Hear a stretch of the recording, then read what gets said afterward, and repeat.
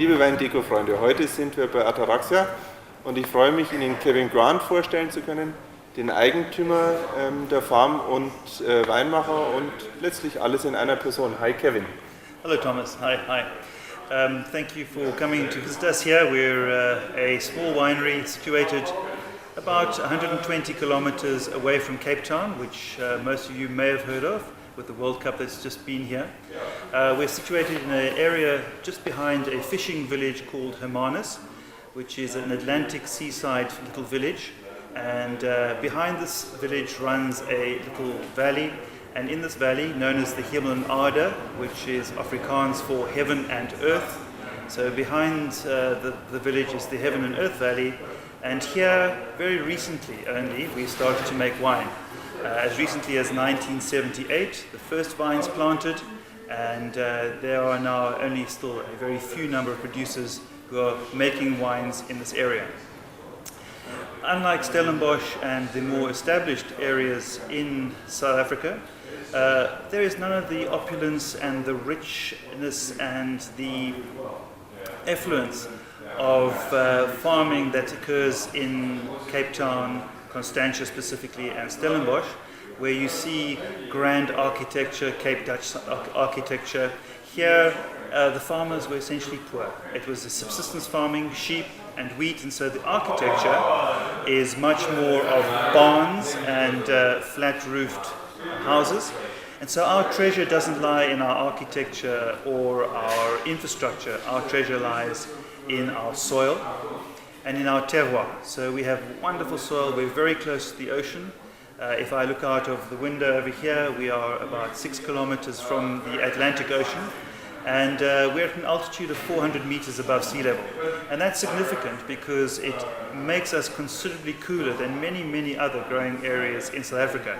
And hopefully when we get through to tasting the wines that are in our range, you will see a style that is much more cool climate in the South African context than maybe other South African wines you've tasted to date.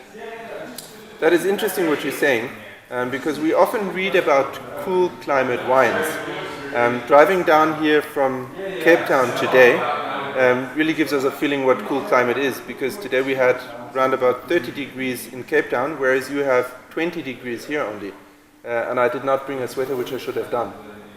Tom, absolutely right, and this is why we are as yet relatively unknown, undiscovered, and yet we quietly work away with a great optimism, knowing that we have a real thoroughbred.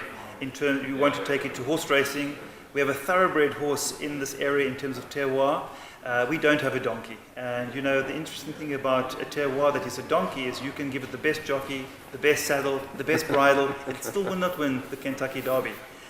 You have to start with a thoroughbred, and this is what we have. And so we are very optimistic, young as we are, that we are already making wines in the South African context that are world class.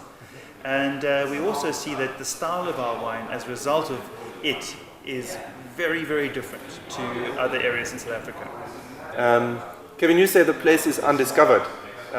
This is something I can absolutely confirm.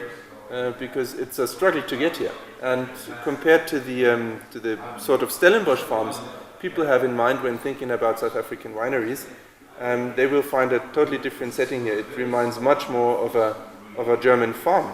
This is about farming. It's about, as you say, the terroir, and a lot less fancy. It's not about showing off. It's about making wine, really. I think it's about being authentic. It's about coming to the farm and feeling the real pulse, the real heartbeat of what we do. We are not in show business. We're here to carefully and to honestly and truthfully reflect the soils with which we work. And we're very privileged to work with the soils we have here. They are ancient soils. They have come on from millions and millions of years. And we're very privileged to be able to farm these soils. And essentially, if we are confident in the soils that we have, and we accept that soils do drive the style of wine, then we have to simply be true to that and nurture the soil into the bottle. So when you taste our wines, you're not tasting grape varieties necessarily, you're more tasting soil types, climatic conditions, terroir. When driving and walking around here, we feel very little artificial things being brought in. It all looks so natural. And you told me there is not a single pump on the whole property. Is that true? We're situated on one of the highest parts of the Hemel and Arda Valley area.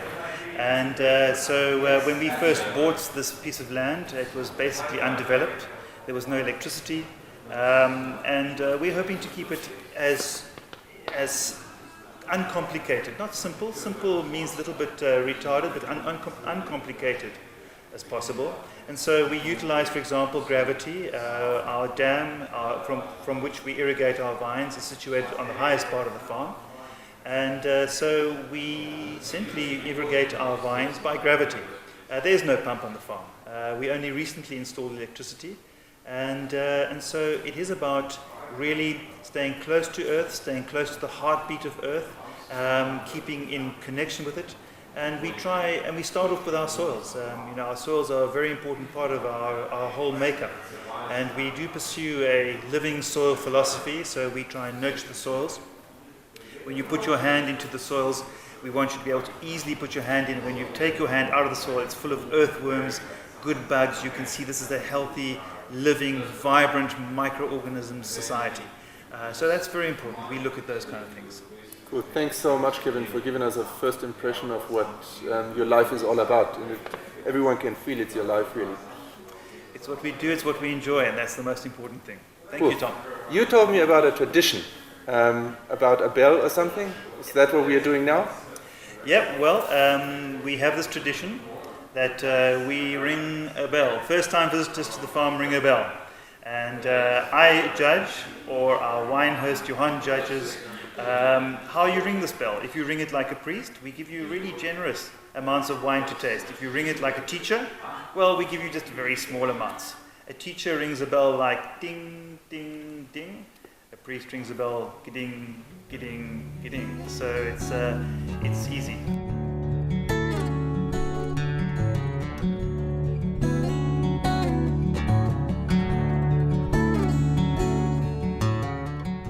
Let's see what you are, teacher or preacher. What you don't know is we have a habit in Germany too. If you ring a bell in a restaurant, it is you to pay around for the whole place. Well, so you pay a beer for everybody.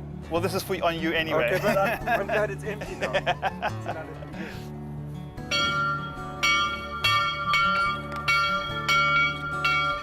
So how's that? That is excellent. That is better than the priest. It's almost like the Pope. So you're very welcome.